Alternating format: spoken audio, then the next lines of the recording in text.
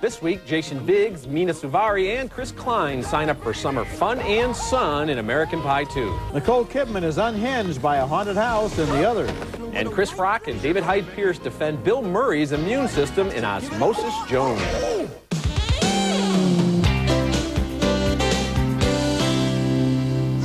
Who wants me to touch Amber? Oh, yeah! You guys first. What? You don't touch, we don't touch. That's right. They've got a year of college under their belts, but they're still thinking below the belt in American Pie 2. I'm Roger Ebert. And I'm Richard Roeper. American Pie was the Porkies of 1999, a ribald sex comedy starring a cast of mostly unknowns as horny teenagers on a mission to get lucky by prom night. The entire cast has been reunited for the sequel, which packs more laughs than the original and even squeezes in a sweet love story in among the gross-out gags. It's the summer after the gang's first year of college, and Jason Biggs is still clueless about romance, so he turns to an old friend. I left you like 3 messages after prom. Really?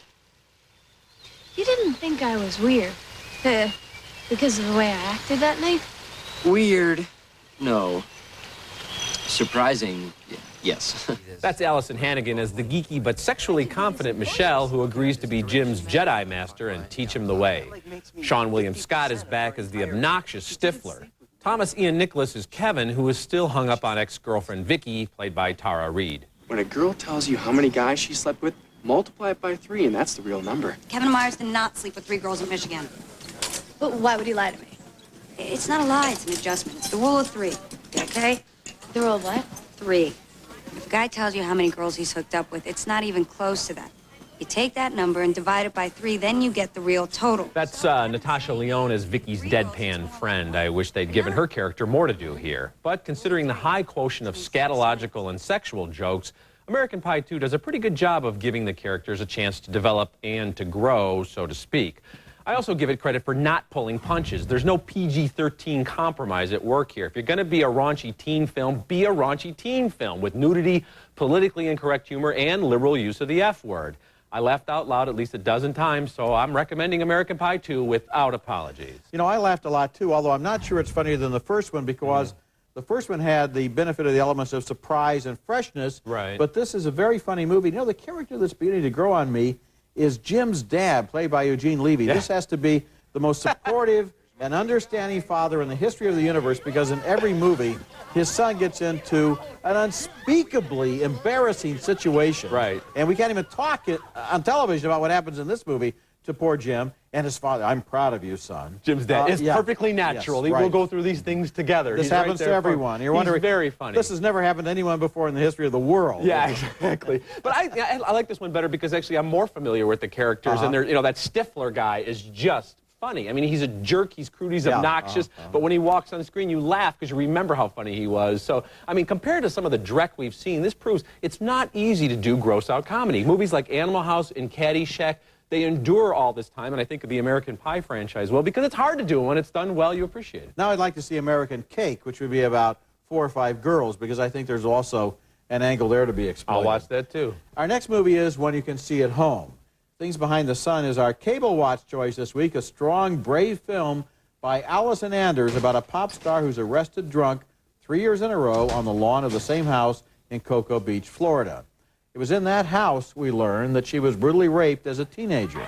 Kim Dickens plays the singer, and Gabriel Mann is a journalist who's writing a story about her and has a secret of his own. I know who the guy is. The guy who raped her. I know who he is. The episode has marked her life and inspired her latest hit song, but it's left her disturbed and self-destructive. Don Cheadle, very good here, plays her manager and former lover who wants to protect her but finds himself helpless. The last place I want to go is home. Well, you can hang out at my place if you want. Ken? Yeah. Provided you're not planning on doing any more drinking. Confronting the demons from her past, the singer returns to the house and is welcomed by its current owner, Elizabeth Pena, in a scene of great, subtle, emotional power. Over there is the kitchen. And, down this hallway are the bedrooms. Oh, yeah, I know. There's more going on there than meets the eye, because that house, the very one used in the movie, is the same house where director Allison Anders herself was raped when she was 12, and this is a courageous autobiographical film. Kim Dickens is always convincing as the singer and rape victim in all of her various psychological states, and Don Cheadle does a wonderful, subtle job as a man who wants to help, but is shut out by the intensity of her pain. The reporter's first-hand knowledge is not just a gimmick, but actually a key to recovery for him as well as for her. Things Behind the Sun plays on Showtime starting August 18th, and it's our Cable Watch choice of the week. Well, and thank goodness there are venues like Showtime for these movies to be seen, because this is a really good film with terrific performances, and I think Kim Dickens here becomes a star. I mean, it reminds me a little bit of what Bette Midler did in The Rose, where you've had somebody who's on the verge of stardom, a lot of talent, but is so deeply troubled. And maybe if she wasn't troubled, the music wouldn't be so powerful. And you mentioned Cheadle's performance, very quiet, very good, very powerful. And Eric Stoltz as this guy who's beyond evil. It's, again, a brave performance, because nobody pulls back from it. It's not all tight, neatly tied up at the end either. Yeah, he's really hateful. And he's been in just about all of Allison Anders' pictures. And, she doesn't make, like, tidy little docudramas with a moral at the end. And it's like after-school educational television about sexual abuse. Allison Anders is a funky filmmaker who is really into music and really into contemporary lifestyles, and as an individual, she's a kind of an eccentric legend among independent filmmakers. And when she makes this film, you can really feel the beat of her own life and of her own style in it, instead of just a cut-and-dry, It's tough to look at this thing sometime, but it's a real strong piece of work. Okay, coming up later in the show, the Farrelly brothers team up again with Bill Murray in Osmosis Jones. Ha! Now who's evolved? And coming up next, wartime widow Nicole Kidman is haunted by the others. Where is my daughter? Are you mad? I am your daughter.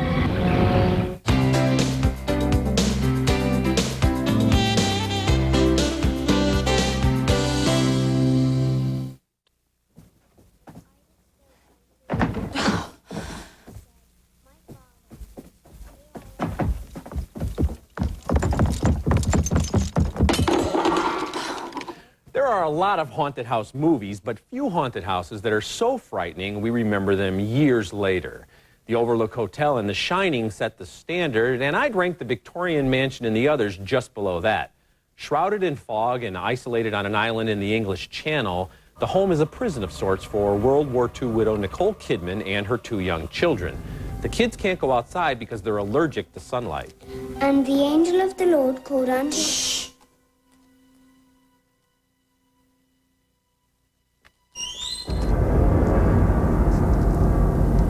Kidman is so tightly wound that we're not sure if she's mad or if the house truly is haunted.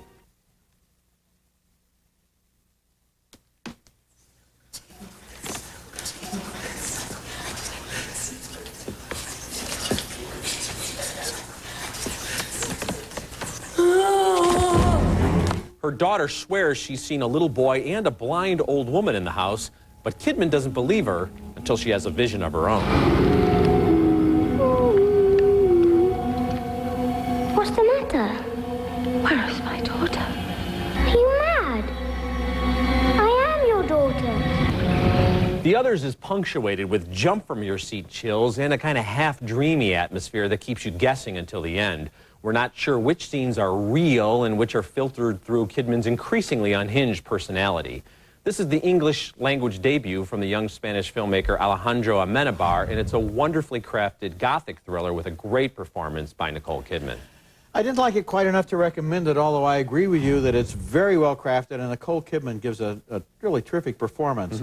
I'd love to see this kind of setting and this kind of style used, for example, on Turn of the Screw, which is sort of the other side of this story in a way. Okay, but what about this movie? What I didn't do you not like is that it took a little too long. It was too languorous.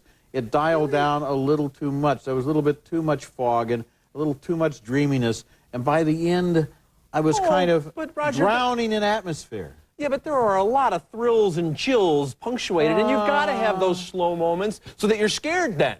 And there's a lot going on in that house. I mean, it moves at a certain pace, but there's kids whispering, and there's these housekeepers that show up, and we don't know if they're human or who, what's going on here. I think it gives you time to think about all of that. And I also know that this is a classic ghost story that isn't trying to pump up the volume, but on the other hand, you have to find a certain rhythm, a certain tone for any material, and I think that having gotten the right tone in a way, he needed to just kind of compress it a little bit. It just takes too long to get where it's going. Oh, I think it has just the right tone so that the thrills and scares really pay off.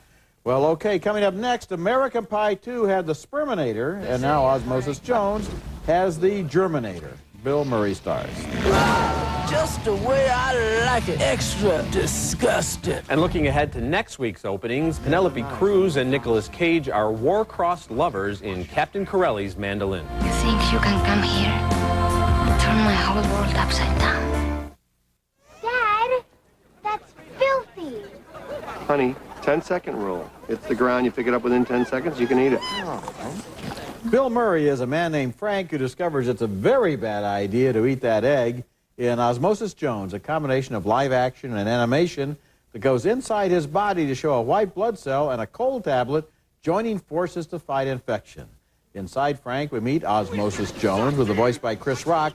He's a germ-fighting cop nicknamed the Germinator who goes into action the moment those germs hit the mouth. Osmosis Jones to dispatch. We got multiple germs, I repeat, multiple germs coming down the windpipe. And if these bad boys hit the bloodstream, we're gonna be killing. David Hyde Pierce does the voice for Drix, a cold pill taken by Frank after the original germs develop into a sore throat. I'd like to examine your irritated areas. Woo! Never on the first date. Drips. Drix. That's what I said. No, I think you said drips with a P. Whatever. Meanwhile, Frank makes things worse by very unwisely eating a polluted oyster at a science fair. And then I saw him. He rolled in on the clamiest looking oyster I'd ever seen. Osmosis Jones is 2 movies for the price of 1. The Farrelly brothers, from their Something About Mary, oversaw the project and directed the Bill Murray scenes, and the animation is by Pete Kroon and Tom Cito. The result may sound like a film from health class, but the only purpose here is entertainment. The action is fast and colorful for the kids, and a lot of the throwaway lines and gags are aimed at adults, and it's funny how the cartoon characters move around the body. The stomach is the airport with regular departures for the colon, the brain is City Hall, and lawyers can be found in the hemorrhoids. Well, there was some clever stuff, but there was just too much gross-out stuff for me, and that's what has me going thumbs down on this. I'm cringing too much during this movie, Roger. I'm looking away from the screen with the vomit jokes and the zit stuff that the Farrelly brothers have done before. So if I'm cringing and I'm kind of wincing like that, that's not funny to me. That's just gross. Come on. Now you're talking about he eats the oyster, and then the animated cop has to decide whether or not to push the puke button. Yeah, but then we see pictures in the newspaper of Murray actually vomiting on Molly Shannon. And we see this big zit in his forehead. Like I said, we've seen this stuff before. We're waiting for that zit to brothers. explode, and when it does, not enough it's laughs funny. for me. It's not really... To call this movie gross, after having given thumbs up to American Pie 2, shows that your grossometer is in need of adjustment. It's perfectly tuned, because this is a more disgusting movie, and there aren't as many laughs. This is now, not... some It of would the be wrong stuff, to give the impression that this movie is really disgusting. It is very disgusting. Bill Murray looks worse than any major movie star has ever looked, and I don't even know if they did any makeup to make him look that bad, or if that's just how Bill Murray looks. He's supposed to be a slob. But you're telling me that the scenes where he's eating the egg that was in the monkey's mouth that fell on the ground. Well, you wouldn't want to eat that egg, but yes, Chris it was Elliott funny. Character, Yes. this is a very disgusting movie. Come on. They're going for disgusting. Our argument should be about whether or not it's funny, and I don't think it's quite funny enough to recommend. Okay, we have a completely different movie to talk about now. It's called Innocence, and I found this to be a beautiful and brave romance that might shock audiences because of its daring premise that senior citizens can fall in love and even have great sex. Talk about a revolutionary concept. Charles Tingwell is wonderful as Andreas, and Julia Blake is magnificent as Claire, who shared a passionate affair when they were in their 20s, but then they drifted apart, as young lovers do. A half-century later, Andreas sends Claire a letter, and they agree to meet. I'm not going to pretend I don't like you anymore. We're too old for that. What about love you anymore? We went beyond liking. Andreas has been a widower for 30 years, while Claire is deeply settled into a comfortable but passion-free marriage. It's easy to regain her passion for Andreas. If we're going to do this, let's do it like grown-ups. Close the curtains. Then close your eyes. That's not very grown up. Yes, it is. Terry Norris is Claire's husband, John, who won't give up his marriage without a fight. What do you think you're doing with my wife? I love her. That's enough to ruin a marriage and my life. John, stop You it. leave her alone and mind your own business. What about my business? What about me? You are my wife. Oh, let's go. There's no point. I'm really sorry. That's good to know. Written and directed by Paul Cox, Innocence was shot in Australia and in Belgium, providing a gorgeous canvas for this lovely tale. The flashbacks are really memories filtered through Andreas and Claire, and they have a dreamy, melancholy feel. Their younger selves had beautiful bodies and dark, thick hair, but no real appreciation for the treasure that is love. By the time these two meet again, they're almost desperate to make up for lost time. Innocence is a moving story graced with impressive acting, particularly from the two leads. Oh, it really is. This is certainly on my list of the best films of the year, and Paul Cox is a hero of the modern cinema. For the last 20 years, from Australia, he's been making one sensitive, touching human movie after another, and this is one of his very best. I mean, we talk about a lot of movies on this show, and I give a lot of thumbs up, but I'm telling you, if you're somebody out there who's a grown-up and you have a little experience of life, this is a movie. This is a movie for you. Yeah. This is a movie that respects your experience, expects you to understand how these people feel. It is a lovely film. I love it. And it even has some surprises in there. It's not like everything plays out like you think it's going to do. And the grown children are really interesting because they're kind of horrified that their parents still have these, sexual feelings. But as I said at the top, it's daring to show that people of a certain age, they still have the same passion burning. Yeah, and it's not some kind of a sentimental greeting card. It's not one of those Hallmark kind of movies. Not at all. These are tough, intelligent, smart people in a tough situation, and they're dealing with it, and they're dealing with their feelings, and I really love that. I mean, it's very impressive. This movie is the kind of movie that I go to the movies for. Absolutely. Okay, when we come back, one of the greatest screwball comedies of all time is in the video spotlight.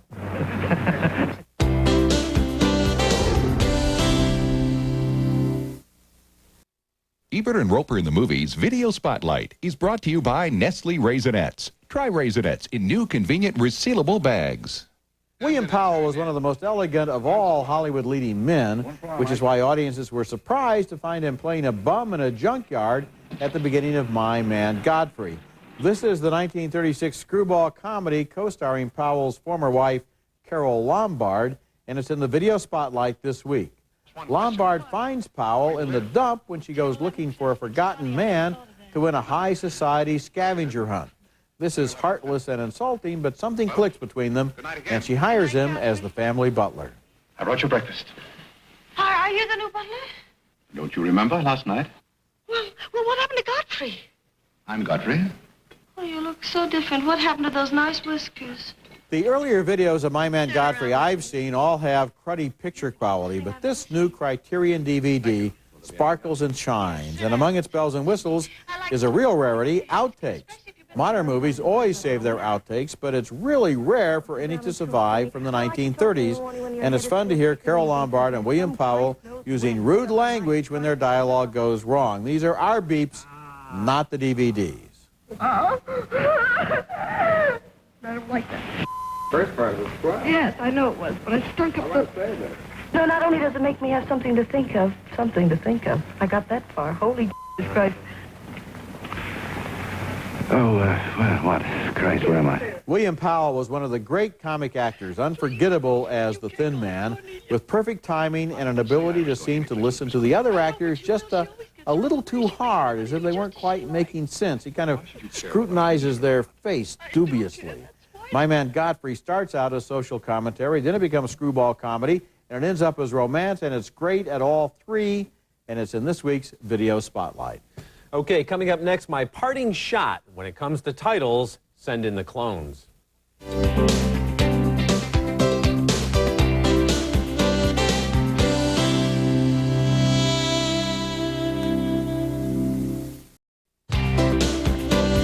This summer's sequels are so simply titled, they could have been named by Big Bird. We've got Dr. Dolittle 2, Jurassic Park 3, Rush Hour 2, American Pie 2. There's no creativity. Why not something like American Pie 2, Back to the Bakery? Last week, we learned the official subtitle of the next Star Wars film. It's Attack of the Clones, set 10 years after The Phantom Menace. Now, I think a title like Jar Jar Binks Dies a Slow, Painful Death would have been better, but at least George Lucas tries. As for the mostly male fans who are working themselves into message board frenzies over this announcement, relax. The movie doesn't even come out till next spring. In the meantime, log off, go outside, and get a girlfriend. But leave the trading cards and the Jedi helmet at home. That's my parting shot.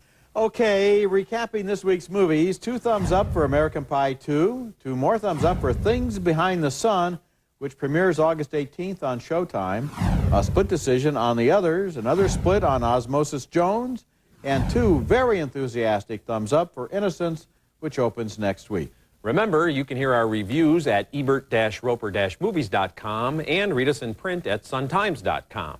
Next week, we'll be back with Woody Allen and Helen Hunt in The Curse of the Jade Scorpion. And until then, the balcony is closed. I think you had a real attack of absurdly exaggerated good taste in your opinions about Osmosis Jones. No, I reacted with a visceral reaction. I was looking away. That's cringing, and that's not funny. Come on, it's a cartoon. I mean, it's got some gurgles and some spit in it, and I wasn't some reacting stomach to the juices, cartoon. and so I was what? reacting to the live action sequences, which were more disgusting than funny. Great stuff on TV tonight. Oh, yeah. Time to kick back and get Orvalized. Right now at LensCrafters, get a complete pair of glasses with DuraLens, our most scratch-resistant plastic lens for only $99. The $99 DuraLens event. This one you don't want to miss. Sometimes it seems there's just not enough minutes in the day to do everything you need to do and still make your family dinner. Pull it all together with Manwich. These babies were conceived using the ClearPlan Easy Fertility Monitor. It identifies more fertile days each cycle than any leading method. ClearPlan, clear results. Closed captioning for Ebert and Roeper in the Movies is brought to you by... When I needed muffler service, Dad said there's just one name to trust. Make it Meineke. At Meineke, you'll get a lot, but you won't pay a lot.